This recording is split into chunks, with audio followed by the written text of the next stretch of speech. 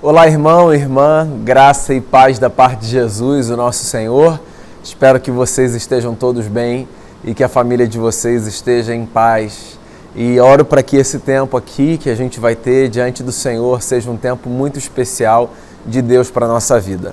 Eu quero convidar você para a carta de Paulo aos Filipenses, ainda no capítulo 1. Hoje a gente faz a segunda parte do capítulo 1, que vai do verso 12 até o final do capítulo, o verso 30. Então esse é o trecho que eu quero ler e queria convidar você ou acompanhar a leitura ou a ler aí na Bíblia que você tiver com você. E a sessão diz assim: Quero que saibam, irmãos, que aquilo que me aconteceu tem ao contrário servido para o progresso do Evangelho. Como resultado, tornou-se evidente a toda a guarda do palácio e a todos os demais que estou na prisão por causa de Cristo. E os irmãos, em sua maioria, motivados no Senhor pela minha prisão, estão anunciando a palavra com maior determinação e destemor. É verdade que alguns pregam Cristo por inveja e rivalidade, mas outros o fazem de boa vontade. Estes o fazem por amor, sabendo que aqui me encontro para a defesa do Evangelho. Aqueles pregam Cristo por ambição egoísta, sem sinceridade, pensando que me podem causar sofrimento enquanto estou preso. Mas que importa? O importante é que, de qualquer forma, seja por motivos falsos ou verdadeiros, Cristo está sendo pregado e por isso me alegro. De fato, continuarei a alegrar-me, pois sei que o que me aconteceu resultará em minha libertação, graças às orações de vocês e ao auxílio do Espírito de Jesus Cristo. Aguardo ansiosamente e espero que em nada serei envergonhado. Ao contrário, com toda a determinação de sempre, também agora Cristo será engrandecido em meu corpo, quer pela vida, quer pela morte. Porque para mim o viver é Cristo e o morrer é lucro. Caso continue vivendo no corpo, terei fruto do meu trabalho. E já não sei o que escolher. Estou pressionado dos dois lados. Desejo partir e estar com Cristo, o que é muito melhor. Contudo, é mais necessário, por causa de vocês, que eu permaneça no corpo. Convencido disso, sei que vou permanecer e continuar com todos vocês para o seu progresso e alegria na fé, a fim de que pela minha presença, outra vez a exultação de vocês em Cristo Jesus transborde por minha causa. Não importa o que aconteça, exerçam a sua cidadania de maneira digna do Evangelho de Cristo, para que assim, quer eu vá e os veja, quer apenas ouça seu respeito em minha ausência, fique eu sabendo que vocês permanecem firmes num só espírito, lutando unânimes pela fé evangélica, sem de forma alguma deixar-se intimidar por aqueles que se opõem a vocês. Para eles isso é sinal de destruição, mas para vocês de salvação, e isso da parte de Deus, pois a vocês foi dado o privilégio de não apenas crer em Cristo, mas também de sofrer por Ele, já que estão passando pelo mesmo combate que me viram enfrentar e agora ouvem que ainda enfrento. Muito bem, palavras do apóstolo Paulo, nosso irmão na fé, nessa carta belíssima, esse tratado que Paulo escreve da prisão para encorajar a comunidade dos filipenses, uma comunidade que lhe era parceira, generosa, que tinha acompanhado o apóstolo tanto nos seus dias gloriosos de liberdade, quanto também nos seus períodos difíceis na prisão. Paulo escreve e nessa sessão ele trata de uma espécie de reviravolta que ele percebe acontecer em face da sua prisão. Por quê? A comunidade cristã, perseguida desde os seus primórdios, ela viu na perseguição a possibilidade de encontrar não fonte de temor, de amedrontamento e de dissipação da sua vocação, mas, ao invés disso, fonte de encorajamento, de disposição, de união e de luta ainda maior pela causa do Evangelho. Pois é, seria natural que por causa da prisão dos líderes, por causa da morte de Jesus, por causa da prisão do apóstolo Paulo, por causa da morte de Estevão, por exemplo, seria natural que os cristãos se dispersassem, se amedrontassem, se acovardassem e desistissem, então, de levar adiante a causa de Jesus e a boa notícia que ele levava com a sua vida. Acontece que os cristãos, desde a morte de Jesus, foram tomados não por uma espécie de medo que se alastrou, mas de confiança que se disseminou por todos os lados. E não apenas com a morte de Cristo, mas com outros episódios aparentemente intimidadores, exatamente a mesma coisa aconteceu. É disso que Paulo está falando aqui. Ele diz assim: irmãos, eu quero que vocês saibam que o que me aconteceu, ao invés de abafar, coibir, diminuir o avanço do Evangelho, isso tem contribuído para o progresso do Evangelho. O meu sofrimento tem contribuído para o progresso do Evangelho. E é interessante a gente pensar nessa dinâmica, né? É evidente que ninguém em sã consciência pede sofrimento para si. Mas de alguma forma a gente pode perceber como às vezes o sofrimento nos serve como catapulta para a vida, sabe? O sofrimento nos serve como uma espécie de alavanca, de mola propulsora para uma nova forma de viver, de existir, de encarar as circunstâncias. Paulo está aqui dizendo que o seu sofrimento serviu para a comunidade cristã dessa forma. O fato dele estar preso não fez com que as pessoas ficassem com medo. Pelo contrário, elas se transformaram em pessoas mais determinadas e mais destemidas. Como resultado, diz ele aqui, tornou-se evidente para toda a guarda do palácio e todos os demais que eu estou na prisão por causa de Cristo. E os irmãos, em sua maioria, motivados no Senhor pela minha prisão, estão anunciando com mais determinação e com mais destemor a palavra de Deus. Então aqui a gente tem tanto um testemunho bonito de como o sofrimento pela causa do Evangelho pode ser fonte de encorajamento para terceiros, quanto também uma lição prática para a vida na sua equivalência, ou seja, que momentos de sofrimento, quaisquer que sejam as razões que nos levaram para esse lugar, podem nos ajudar a sairmos dessas experiências mais fortalecidos, enxergando as coisas a partir de outra perspectiva. Então o sofrimento não precisa ser necessariamente a pá de cal que faltava para nos sepultar. O sofrimento pode ser também esse momento de guinada, porque a partir dele, às vezes na necessidade, no desespero, na intuição, a gente se vê quase que na obrigação de se refazer na história. E aí a gente renasce dali. Hoje, por exemplo, eu gravo essa mensagem às vésperas da Páscoa. Quando essa mensagem for ao ar, a Páscoa vai ter acabado de ter acontecido, certo? Pois então, a gente tem na Páscoa exatamente essa lembrança, que é um marco da nossa tradição de fé, certo? De que quando chega a morte para dizer que o fim se impôs, vem então em ato contínuo a ressurreição para dizer que há um outro universo emergindo bem debaixo dos nossos olhos, com muitas possibilidades, cheio de potência e cheio de vida. Pois então, é assim que a gente deve viver, não apenas como uma memória da Páscoa do Cristo, mas como um exercício cotidiano nas muitas experiências de transformação do lugar de sofrimento em lugar de renascimento.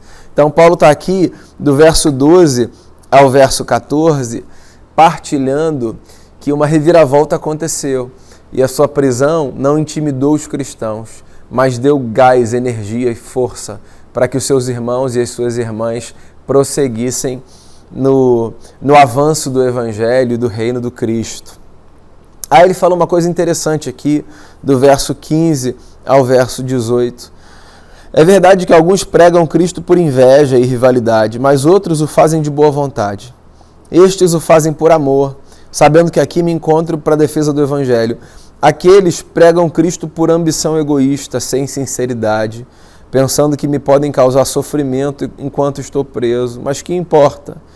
O importante é que, de qualquer forma, seja por motivos falsos ou verdadeiros, Cristo está sendo pregado e por isso eu me alegro. É interessante isso, né? Paulo começa aqui a descrever algo que acontece a partir da sua prisão.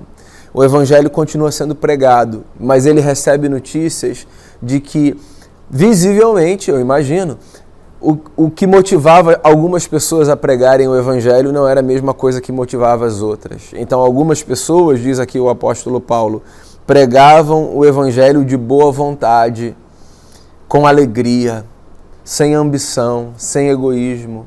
Outras, em contrapartida, pregavam o Evangelho com mais intenções ou com terceiras intenções, talvez movidas por ganância, de forma egoísta, com muita ambição, pensando em ganhos outros. Talvez a ausência do apóstolo estivesse abrindo brechas e espaços para que pessoas que ambicionavam coisas que achavam estar atreladas à figura de Paulo, agora pudessem galgar para si, já que Paulo não estava ali naquele contexto. Então Paulo recebe notícia de que há motivações distintas para a pregação do Evangelho. E, evidentemente, Paulo se alegra com um tipo de motivação e se entristece com o outro, certo? É evidente que aqui está muito claro que Paulo se satisfaz com a pregação que é genuína, do ponto de vista da motivação, e se entristece com a pregação que é fomentada pelo egoísmo, pela terceira intenção, sabe? Paulo está aqui deixando isso muito claro, mas ele está fazendo uma outra escolha. Ao invés de dizer, essa pregação aqui deve ser ouvida e essa gente aqui pode ser ignorada, ele podia fazer esse percurso, sabe? De aconselhamento. Ignorem essa gente que está aqui por ambição, por egoísmo. Ele faz uma outra leitura, ele fala assim, olha, a despeito dessas motivações díspares, importa que o Evangelho esteja sendo pregado. Então, veja só, Paulo não está atenuando o problema de o Evangelho ser pregado por motivos outros, que não os legitimamente conhecidos como os motivos pelos quais o Evangelho deve ser pregado. Ele não está dizendo assim, não tem problema nenhum o pessoal pregar por ambição, não tem problema. Ele não está dizendo isso, ele só está dizendo que, nesse momento, ele está olhando para o que essa mensagem gera. Porque por mais que cada um seja responsável pelas suas próprias motivações e pelos seus atos, existe uma outra coisa que está para além das nossas motivações e dos nossos atos e do papel que a gente representa, que é o agir de Deus através das circunstâncias, quaisquer que elas sejam, para cumprir os seus propósitos entre nós. Então, Paulo não está fazendo pouco caso de um fato mesquinho, que tem gente que se vale do Evangelho para obter benefício pessoal. Não, Paulo está escolhendo dizer o seguinte para a comunidade dos filipenses: vocês sabem que tem essa gente, eu sei também que tem essa gente, mas vamos pensar numa outra coisa. Vamos pensar por hora no que Jesus está fazendo através de quem Ele quiser fazer. E como o Evangelho está chegando em lugares. E como resultado, por exemplo, está transformando vidas e transformando corações. Volto a dizer, isso não é um atenuante para o fato de que há quem use o Evangelho por motivos próprios. Mas eu acho que a gente pode encarar as perspectivas distintas em momentos distintos. Pode até haver uma conversa sobre o que motiva você a pregar o Evangelho. Essa conversa tem o seu lugar, mas parece que aqui Paulo está fazendo uma escolha, que é de dizer, para mim o que importa é que o Evangelho está sendo pregado. Se essa gente está anunciando para obter benefício ou não, para mim o mais importante é que existe alguma coisa que tem a ver com a boa nova de que Cristo deu a sua vida por nós e nos devolveu a nossa na esperança da ressurreição. Existe alguma coisa que está acontecendo na medida em que essa mensagem está sendo disseminada, anunciada. Então ele diz, eu me alegro e eu vou continuar a me alegrar, porque o que me aconteceu resultará em minha libertação, graças às orações de vocês e ao auxílio do Espírito de Jesus Cristo. Ele está aqui declarando que ele crê que ele vai ser liberto e ele agradece inclusive à comunidade, porque ele sabe que isso vai acontecer também como resultado da participação da comunidade em oração. Isso é uma coisa bonita. Paulo está dizendo que ele acredita na força da oração como elemento que contribui para o cumprimento do projeto de Deus na sua vida. Ele está dizendo que ele acredita que a oração tem um lugar na história, como fomentadora de mudanças, de transformações, de processos que se encerram ou de outros que se iniciam. Com toda a determinação de sempre, eu agora espero... Perdão, perdi a leitura aqui. Aguardo ansiosamente e espero que em nada serei envergonhado. Essa é a expectativa dele. Ao contrário, agora sim, com toda a determinação de sempre, também agora Cristo será engrandecido em meu corpo, quer pela vida, quer pela morte. É interessante, ele diz assim, eu sei que eu vou ser liberto. Agora, quer eu morra, quer eu viva. Uma vez liberto, quer eu morra, quer eu viva, Cristo será engrandecido, porque para mim o viver é Cristo e o morrer é lucro. É bonito isso, é uma declaração de fé, e Paulo está ensinando a gente a encarar um negócio, que é por causa da vida que a gente recebe de Cristo, da esperança que a gente recebe de Cristo, desse peso e dessa leveza de eternidade que pairam no nosso coração. Viver e morrer são igualmente viver. Ou seja, quer eu esteja aqui no corpo, com meu coração pulsando, e os meus órgãos vitais em pleno funcionamento, e as minhas faculdades intelectuais funcionando, quer eu esteja sepultado, porque os meus dias aqui se findaram, onde quer que eu esteja, nunca perderei por causa de Cristo o que eu aprendi a chamar de vida, vida eterna, vida em abundância. Sabe que eu gosto dessa perspectiva de Paulo porque ela traz para a nossa vida um outro ânimo. Porque a gente perde o medo dessa ideia da morte como a causa última. Isso não significa que a gente quer morrer. O próprio Paulo, inclusive, aqui nas entrelinhas, me dá essa sensação de que é claro que ele não quer morrer. Porque ele diz assim, caso continue vivendo no corpo, terei fruto do meu trabalho e já não sei o que escolher. Estou pressionado dos dois lados, eu quero partir, quero estar com Cristo. Mas, por causa de vocês, é necessário que eu permaneça no corpo. Ele está dizendo, é muito melhor estar lá, mas eu quero estar aqui por causa de vocês. Ele está jogando na conta da comunidade a vontade dele de permanecer. Mas o fato é que quando a gente entende que a fé, ela nos dá a boa notícia de que a morte foi vencida em todos os seus efeitos, a vida fica mais leve porque o medo da morte é afastado da gente. Não que a gente vai viver como um kamikaze, sabe, ultrapassando limites e barreiras, mas a gente distancia esse fantasma da morte que às vezes nos atormenta numa tal medida que nos paralisa e nos impede de caminhar, roubando a pulsão de vida que é tão importante para a nossa jornada aqui. Então Paulo está dizendo assim, se eu tiver em vida, dessa forma que a gente conhece a vida, o nome dessa vida para mim é Cristo.